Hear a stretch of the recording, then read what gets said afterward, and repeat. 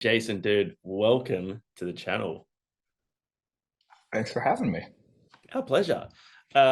So let's start off with the big news. I'm going to throw you under the bus here. Johnny's a massive fan and he's so excited. And I'm excited that he's excited. And I'm pumped that this is happening.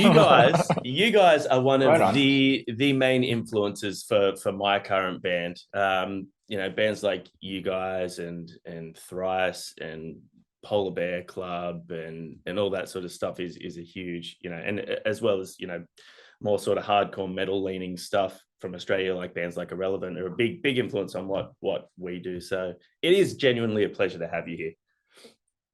Thank you very much. I appreciate that. 30 years. Yeah, long time. Yeah, when you say it out loud, it's really, really long. Particularly when I'm 35. Yeah. Right? Yeah, there you go. I was a small bub. Having said that, I still have been there quite early. Like that old Punkorama CD I was given when I was a small child featured you guys. So I got introduced to you quite early. So Right I've been on. along for a lot of the journey. You've been a big part of my life the whole time, which is pretty wild. And what is it Yeah, now? it's a long time, and we started young enough. I mean, we were 18 or whatever when we started the band. So it's not that does. I mean, being 48 feels insane, but it's funny when you're like, I'm 48 and you're 35. That's not nearly as insane as you're 5 when we start the band, Yes. or whatever. So it's one of the time shift as everyone gets older is, It means everyone less and just less the older eventually we get. It's a starts. Yeah, everyone just starts to feel like shit eventually. It's just different levels of it, and then that's where different. Oh, that hurts now, and then it just kind of continues to escalate until we leave. So That happened to me yesterday. All of a sudden, my right calf is just like locked up and it's just real painful. I'm like, I've spent the last 2 weeks walking around Japan, but I sat on a plane for like 10 hours and all of a sudden it's just sore. It's just like, no, I don't want to do this anymore. done. your Yep. 40s. That's your 40s, mate. It truly is. It truly is. And you got an absolute ton of albums under your belt now. I got to say as well, we've been lucky enough to hear the new one. I don't know how much we're allowed to say or when this is going to drop, We can but hold it and release it Go. when it's Who out. cares? Go for it. dude, you guys It's honestly, out soon. Just it is out soon, but not blowing smoke, man. But honestly, yeah. this is like up there with the best you've ever sounded. And I don't want it to sound like, um, like a backhanded compliment, but It's surprising how good you sound. yeah. No, I mean, we feel that way too. No, thank you very much. You never really know, and you kind of hope what you're going to end up with when you go make a record, but you never really know until you're kind of either you're too far in it to turn back at that point, I guess, probably most of the time. And we kind of felt like we did once we had a pretty good grip on the songs. We were like, "Oh shit, this is gonna be good." Like in the which is not that we really, really, really try to not make records for the sake of making records. Like, I mean, we definitely don't. Sometimes they may not be as not everyone can be as good as the other ones, but we're pretty conscientious about trying to make sure that there's a reason. Like you said, we've got a lot of records. The world doesn't need more hot water music records just for the fucking sake of it. So we really try to have something to say if we're going to open our mouths. Um, so I'm very glad that you feel that way because we do too. Like we kind of, and it still feels that way when we sit back and listen to the record. Everyone's just like, shit, we did a good job. Like, I don't think we could have done much better. And kind of at any point in our career, I don't think we could have done much better. I think we kind of did. This definitely feels like a really good record, which isn't always, there's always something that like is kind of lingering when you get done with the record, at least for me, where I'm like, this is kind of or, a little mid here, a little meh there, or whatever. But I don't really have that feeling with anything on this one, which is like pretty rare. 30 years in, so I'm definitely pumped about that. In the lead up to this, I went through and did the whole like, this is hot water music shuffle let's just let it play. So I'm not being a bias because I have favorite songs, and I was like, I just want to let it play what it's going to play. And what really stood out to me was the fact that you've always had your sound consistently, but I can hear as you've gone along just the production quality change. It still sounds like you guys the whole way through. You've always had the same core hot water music sound, but the production has improved. And as Johnny said, this new album, it just sounds exactly like you guys, but just elevated to that next level. I think that's a really cool thing. And it probably says a lot about you guys as songwriters that the consistency's been there. It's just as experience goes on, it's a more polished product that comes out every time. Yeah, I mean, for sure. And then, like, I mean, 30 years ago, there was not Pro Tools. Also, I mean, maybe there was, but not in our budget. So Couldn't afford that. it also helps. Yeah, it also helps that we actually like have enough money to make records now instead of like, okay, there's $200 and we're gonna go make a bunch of cassette tape demos. But thank you also for the kind words. I mean, can't say enough about the job that Brian McTurnan did with the mix on this record and kind of the overall production and just like the extra.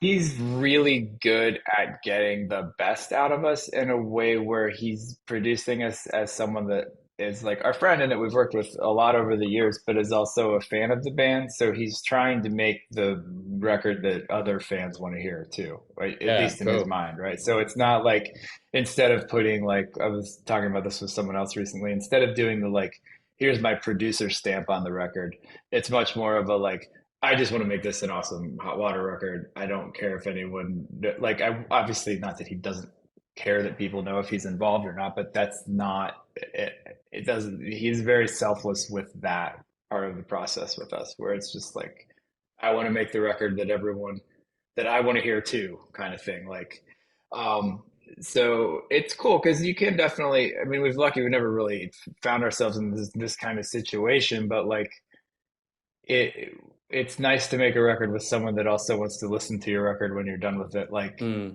casually instead of as like a review of their work or something. So I think that is super important part of the process for the last two records with him. And yeah, we kind of are pretty comfortable.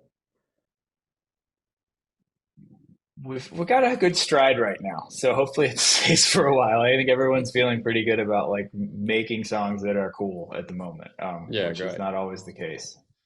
I feel like he's done a really good job in a production sense. And, like obviously I don't know the inner workings of how you guys write, but you've got that crossover where you've got your hardcore, your punk, your rock elements all sort of coming to one.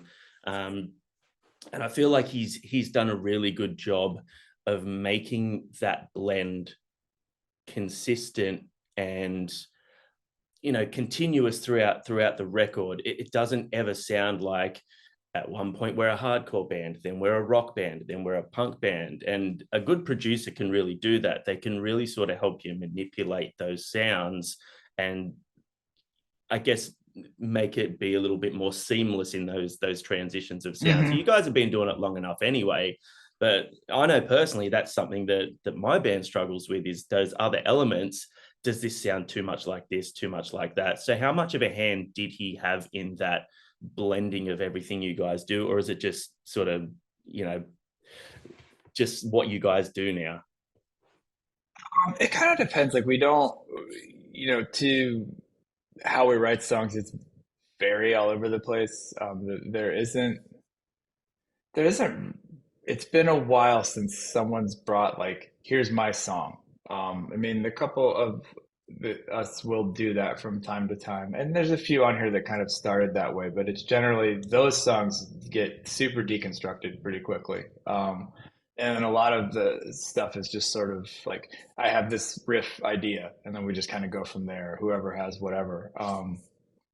And we just kind of like cobble every songs together as we're going with a lot of like just working it out as a group and in different iterations of the group too, like two guys, three guys, five guys. So it's super super collaborative and super inconsistent in like the way that it happens, not in a bad way, like in a good way where it's just never really exactly the same. And I mean, I think like Brian definitely has a big hand in like he can come in and say, this bridge is boring, or try going to this note here. So he's much more of a involved producer than some producers are, as far as like the actual getting the songs to where they end up, as far as the actual song structure goes. And he's also like he's a super good vocal producer. Not that he's not great at everything else too, but he's very good at like making sure, like when we set out to make this record, the one thing that he said is he's like, I want to make sure the choruses are a lot bigger than the last record. Like I think Mm. the last record was, we did a lot of good stuff on that one, but I really want like just fucking giant choruses on this one. And he pushed it until we got them. I feel like so, which was cool to kind of sit back and know that we had talked about that going in, and then kind of see the end result, and be like, oh shit, we actually got there. And sometimes it just takes someone being like, pointing out like, dude, your verse is way bigger than your chorus. Like, is that the song you want to make, or do you want to make this verse is huge? Why not make an even more massive chorus? Like, then think about how good it'll be, or Mm. whatever. So it's just kind of having that extra like push when you're tired at the end of the day or whatever, and we're like, yeah, this is fucking fine, man. So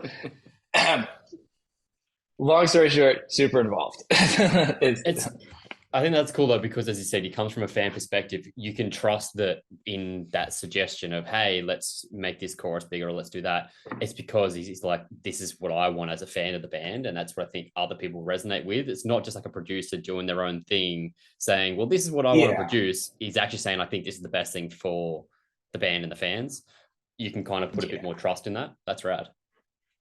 It's also, like touching on the fact that you mentioned how good he is at vocal production as well. I think that's a really important thing for you guys, having multiple vocalists to start with. And then, Hmm. you know, obviously the transition between vocalists between songs, it always has to sound like hot water music, and I find there's a lot of bands that have multiple vocalists where it's like a this guy on this song, this guy on that song. A lot of the time it can just sound like a completely different band, you know what I mean? And Absolutely. it kind of lets it kind of, the songs are great by themselves, but it kind of lets them down. But you guys, it never sounds like a different band, and obviously everyone's familiar with the vocalist as is, but also in terms of how many features you've got on this album, incorporating those vocals as well. Everything is just so, like you said, big and seamless. And how much of a hand did he have in working with the feature artists on this one? Um, it varies from feature to feature. Like Dallas went and did his uh, track in Toronto. He actually was just like, send me the song, I'll go do kind of see how it goes. And we didn't really know what to expect in the way. We're just like, hey man, if you want to throw some backups or some harmonies on this song feels like it would be a really cool fit for you. And he just went ahead and sang the whole fucking thing, which is awesome. We got that back and we're just Cool. like, whoa, dude, you just spent the whole day in the studio on this. This is great. But that was, the same time he was touching base and the engineer was touching base with Brian throughout the day, just like kind of checking in, not necessarily for guidance or whatever. And then Amy and Kevin from the Interrupters, they did their stuff separately and sent it in, because I think Kevin engineers a lot of their recordings. So Oh, cool. they did that there. But the Thrice guys, they have their own studio, so they just did Yeah. that at their place and sent it in. The Calling Hours feature, Brian had just worked with them, so he helped with that. And then I think that Popeye just actually recorded that as a voice memo on his phone and then sent it in. Wow. And the Turnstile stuff Brian tracked at his place in Baltimore because that's where they live as well. And that just kind of was easy. We were doing we had finished most of the tracking, and Chris went up to Baltimore to do some more guitars and finish the vocals on a couple songs that they didn't get done in the first session. And the Turnstile guys were home from tour, so it just kind of happened that like Daniel came by and did the percussion stuff, and then a few weeks later, once we were pretty much wrapped on everything, Brendan came over and did his vocal part. So that was definitely like 110% Brian got that going. And it was cool. Like everyone we asked to those are the only people we asked to do any features, and they all said yes and all like killed it. So we're very lucky on that. Was that something Good going start. into it that you were like, this is going to be a feature heavy album? Like we want to lean towards this here, or was it just like, oh, this song lends itself to this person. Let's see if they're into it. We had talked about it going into it, just kind of in the same way we're like, why are we going to make a record? What do we have to say? Sort of, we partially was we knew we were doing a lot of 30-year touring, and we didn't really want to just be a nostalgia tour much as we wanted to like, well, let's try to get some new music out. We're going on tour. This is then we ended up making a whole record, and when we were getting ready to record, we're like, well, it would be cool to have a lot of features on this because we used to at least have one or two a record, and it had just been a minute since we'd asked anyone. Sure. I mean, I don't think we had any on Feel the Void, and we had Kevin Seconds on Light It Up, but it was always kind of a little bit of an afterthought the last few records, as opposed to before when we were like, oh, let's get so and so to do something on this record. So we kind of went into it with it in mind, and then we're just sort of like had a little bit of a list of people that we thought would be cool, and also some things that just kind of came to mind too, like Dallas's feature when we were doing that song. I was like, Jesus, Dallas would sound awesome on this. I think we had just done a show with Alexis not that long ago, so we kind of been, they were fresh in our mind. We'd seen them recently, and I was like, oh, that would be cool. So just one of those happenstance things where that one worked out.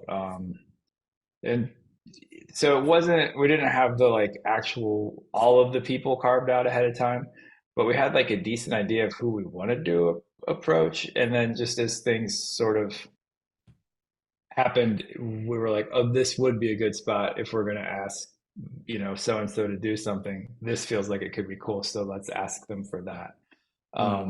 And, luckily, like I said, everyone said yes. So, yay.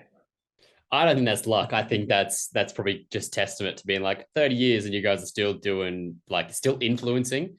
The names you got on there, that's not like, oh, there's just like someone that's up and coming. They're all established people. That's a sign of respect right there. It's a pretty serious list when I remove myself from kind of knowing everybody, it's just like, oh, Jesus, yeah, I guess this is like kind of like a lot of people are like, wow. Which is awesome. Like we don't take that for granted, and we really are lucky and honored to have everyone be down to do it. And I think everyone had fun doing it too, which was kind of what we were hoping for. Is like, we wanted this record to be fun and kind of feel like a celebration too. And so that was a little bit of what fed into that kind of idea. It's like, well, if you're gonna have a party, you should invite some friends. That's a great way of putting it. Yeah, that works. Yeah. All right, but difficult questions time. Okay. Time. Do you have a favorite song on the album and why? And gun to your head, if you had to cut one track from the album, what one would it be? Okay. Let me pull up this album real quick so I can make sure I'm not leaving anything out. I can do this all day long because I don't have emotions with these things. With these things or just in general? In general, sometimes. No, I have way too many. I just pretend like I don't. It's after this when you go back and the rest of the bands watch this and they're like, dude, come on, man. That was nice. That was my baby.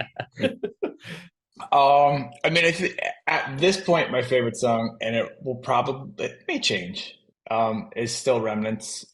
Just because I really, really, I mean, I don't know, I play bass, so that song's a lot of fun to play. I really like the groove that we laid down on that, and it's super weird, and I can't fully tell how people. I mean, we played it on the UK run, and it's like.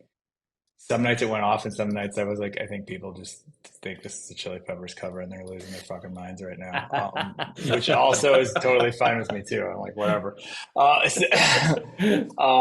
That's probably but that's also, I think there's part of me that makes it my favorite song even more. Is the more that people's brains get twisted by it, that makes me like it even more. Sure. If I had to cut a song, I would.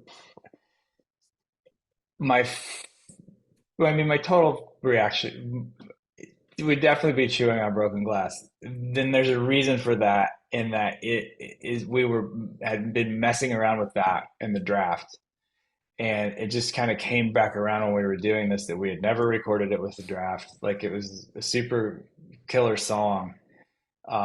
And it's also one of those songs that kind of hits that weird, like maybe 90s Lemonheads vibe or something Oh where yeah. there's not a lot of that around anymore. And so it was like, oh shit, this is such a good song. Let's like just clean it up and put it on here. So it's only because it's like old mentally to me, Okay, where Sure. everything else is like fresh and new. So it's like I still love it. It's just not as like when I put it on, I've already heard it like in another life, kind of. So that's the only reason for that. And that's a fair thing. that's You good self-reflection as well, to know, like, to be able to sit there and say, I'm proud of this, but I've heard it before. Because obviously every artist Yeah, wants to think that they're doing something special on every track. You know what I mean? So I we've think that, matured on this album. yeah. yeah. With the as Johnny said before, there's a pretty insane back catalog. How hard's that going to be for like 30 tours to be like, cool, let's evenly space out all of this because it becomes a 7 hour set list. Yeah, you guys are just going to have It's to been be Foo pretty. Fighters now. It's been pretty tough. You know what's funny? I haven't actually looked at their set list, but speaking of the Chili Peppers, I see their set list. It's like not that many songs. And I know their Yeah. show's Yeah. not 40 minutes long. I'm like, what is happening during your set that you're only playing like 14 songs? But Frusciante's on there doing 12-minute solos every 10 I minutes. know, That's like what's you guys are happening. still up there forever, right? I mean, right now we're doing like a 23 song set, so That's a lot of songs. it's pretty good. The problem is going to be when the record comes out, and then we have all the new songs to choose from. Because we're just going to be like, "Fuck, we should play this. We should play that." Yeah. So it'll be. It's. I mean, we were doing 3 new tracks on the UK run, and that was, we'll have more out by the time we hit the US run. So I would say we'll probably have at least 4 new songs that are in every night. We might cycle through them a little bit. And the old stuff, it's hard. Like there's a good, you know, part of it is I just sit there and look at like our Spotify artists or whatever, and like what has everyone been playing the most Sure. forever. Mm. But then that gets weird with us because half of those came out before streaming. So then it's like, oh shit, do we Yeah. need to? What old songs do we need to throw back in here?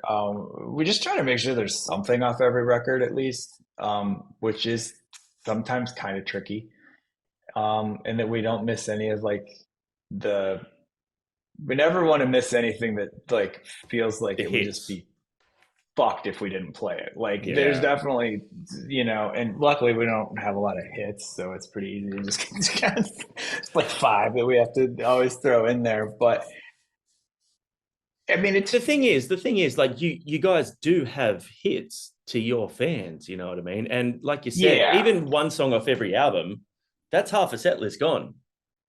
I know. It's exactly. It gets tricky, and then there's always like we at the same time we also kind of want to write like a set list that has a flow to it too. That's not just like Yeah. chonk chonk chonk chonk chonk chonk. Like so that's where it starts to get a little wild. I think we've been kind of leaning towards doing or like working on doing blocks of records. So it's like, and Yeah. I feel like that flow is kind of cool because it seems like people seem to be pumped where it's like, oh shit, like if you play like 2 songs off Caution and then 2 songs off Flight. So there's a little bit of the like that takes a little bit of the like organizational uphill battle out of it for us. And Talk then to Taylor Swift about I that. Do the Eras tour, but just what for hot water. I mean, God, I would love it if we just played the new record and then like 4 other songs afterwards. That was the thing that was great about any record tours we do. It's like, oh, we only Yeah. have to pick 8 other songs. This is easy. Yeah. Um, but I think it's like I enjoy as much as it can be challenging. I like writing set lists or coming up with them and working them out. It's the same way that I'm like down with sequencing records because it's like it's cool to you're putting together like a program for people for the night, basically. And you're like, oh, this is cool. This is how I want to see us play. Like, and then you just kind of, need to pay attention and see what's working and what's not working. And then there's always like some internal, like, I don't like these two together. The flow feels fucking weird. Yeah. So okay. I mean, like we might settle on kind of the same set for a tour, but it's never been, this is just the set for the tour. Yeah. Okay. So it always changes a little bit night to night. And then some nights it's super different, just depending. I'm always interested to know with, when we chat to bands that have been going for as long as you guys and have as many albums and songs as you guys, if there's any deep cuts that come to mind that you've never been able to play or you've never played for whatever reason that you would love to finally crack out live, and why haven't you yet? I mean, what have we never? Now I have to go look. I mean, that's hard with a band with this many albums. I think when a band has 4 albums, you go, oh yeah, I can understand that. When you got 700 songs, I mean, there's definitely a lot of stuff on the new What Next that we haven't, that we've never played live, because that was kind of it came out, we broke up and stopped doing stuff pretty shortly afterwards, and didn't really get a lot of touring on it. And I mean, I'm looking at, we've done a decent chunk of these actually, but that is the one album that we're kind of returning to in discussions a bunch. Like, we should mine that for like some cool, like different textures in the set, because it's like the songs are fairly different vibe wise on that, but they fit in pretty well with a lot of the new stuff. So it's cool. kind of nice to bring some of them back. And then also because we've not played them a million times, it's fun for us to have to like, oh, cool, something fresh. Now I have a very unrelated question, but I've just noticed this. Is your wedding ring green? It is. That's rad. But it's also silicone. Like, I'd get these, yeah. I have a few. My wife and I both wear silicone ones because we're always like dinging it on shit or what. So it's just like, this is $30, and if it gets torn or we lose it, there's no, like, it's totally fine. We just order another one and move on with life. Smart way of doing it. The other ones are like in a box somewhere in the closet. Just like, if we go out to dinner once a year, we'll put those on, and then otherwise, whatever. I like it's point of difference. That's cool. Yeah, thanks. I think we're time to hit him with the hard questions. Oh yeah. Yep. What do you want to start with? Let's go with some would you rathers. All right. Okay. All right. Do you want to take it away? Well, now that I've finally immersed myself in the world of Harry Potter, finally, okay, I was not a fan. I want to ask the wizard question now that I've got a better understanding of Dumbledore. I was always Team Gandalf, but are you Team Gandalf or Team Dumbledore? That's a very loaded question now, because J.K. Rowling's idiocy. Oh, so forget her. Like, fuck that chick right off. But just like the characters. Yeah. I mean,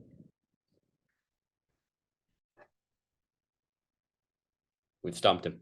Yeah. Be Team Dumbledore. No, I'm going to have to go with Team Dumbledore, because there was something like just almost too epic about Lord of the Rings where I was like, I can't do it by the end. And not that I didn't go see all of them. I think I liked the Harry Potter movies more than Lord of the Rings movies. Okay. That's a huge call. I like it. I like a band that's bold enough to say it. Yeah. Like, I don't like, it's as much of like I'm more of a sci-fi than fantasy nerd, as far as that stuff goes. And I don't know what, I feel like the Lord of, like, I dropped off Game of Thrones by like season 3 too. There's just something with the, like, when it's a little too like olden times dragony that I'm kind of like, man. Interesting. Okay, well then let's go to the next one. If you got the chance to be a character in the Marvel Cinematic Universe or the Star Wars universe, which are you picking?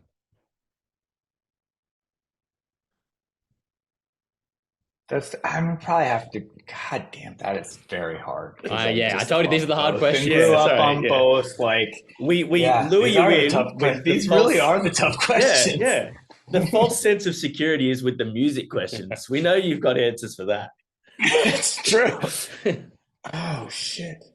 I mean, I think I would have to go with Marvel, only and saying that very much in the way that I religiously watched, especially the first Star Wars movie growing up, over and over and over and over and over again, and definitely dressed up like Luke Skywalker for Halloween, and you know, on and on and on. I think there's just more to choose from in Marvel, and Yeah, I I've come to feel that like too.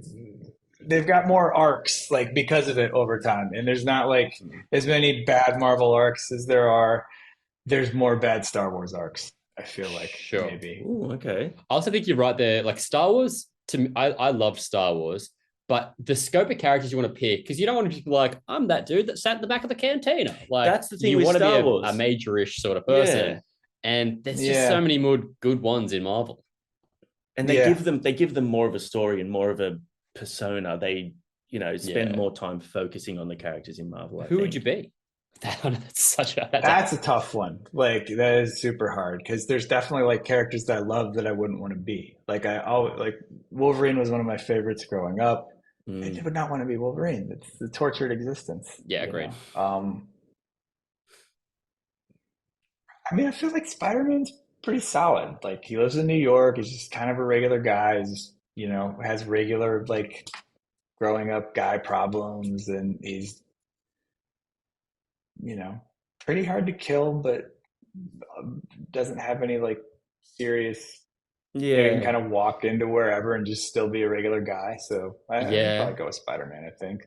I like that. That's a good rationale. When you touch on Wolverine, have you watched any of the new X-Men 97? I'm just gonna it's super fucking good. The last I haven't watched it yet. Oh, it's epic. Oh shit, it's better than the original somehow. Wow. Absolutely. They're not holding anything back on it. I haven't seen you for a couple of weeks, but I've been waiting for you to get back to talk to you about it. You haven't watched it. So. I haven't been able to watch it. But I'm keen to watch it. See, I would go for Wolverine or Deadpool. Probably more likely Deadpool. Yeah, I would be Deadpool. I think it's just the way you look. There's definitely a level of fun with being Deadpool. Well, also, yeah, I mean, you know, him and I both mask all of our internal trauma with comedies, and you both look horrendous without anything on your face. Yeah, that is true. All right, let's finish it. The final one, the tough one. All right, you're about to go on and play the 30-year anniversary tour. 30 songs. It's a long-ass set, Chili Peppers length set. You have to go on stage putting on either cold, wet socks or cold, wet underwear. What do you choose and why? Cold, wet underwear. No question. Damn, that was fast. That was fast. Why? Yeah. I hate wet socks. I can't. It's just not. Yeah. I would go in bare feet before wet socks. No problem at all. You just can't do it. Sure, that's fine. It's the wrong answer as far as I'm concerned, but I like that you were steadfast in it. It's right. Yeah, there was no. That was the easiest of the tough questions, and that's still a terrible fucking situation. But yeah, the socks thing. I can't do it. Would you ever play barefoot? Is that or is there a no? We can't. We have. Yeah. No, I would. I wouldn't care about that. I would. Yeah, I don't. There's was a time where there was a little bit of like, we should try to not look a certain way on stage or whatever, but that's past. It's just as long as we're there, I'm happy with it. Yeah. The reason I ask though is because we recently just went to Knotfest here, and I thought it was great seeing the headline band Pantera and Phil Anselmo's up there in just a cut off shorts and no shoes. Like you're the headline band of the 30,000 people metal festival, huge production, and you're just like you're walking along the beach. Just rolled out of bed and was like, "All right, we got to play. All right, here we go." We're in Sydney. He may have done. He may have done. You know. So. Yeah. Dude, thanks for taking the time to hang out. Congratulations on not just an epic album, but also an epic career. Thank you very much. And hopefully we'll see you back down here really soon. That'd be great. Yeah, February of next year. We will be there. Hell yeah. We love that. Good answer. We love an answer. It's great answers. Exciting. Hell yeah, dude. Thank you so much, man. No worries, guys. Have a good day. Thanks, Jason.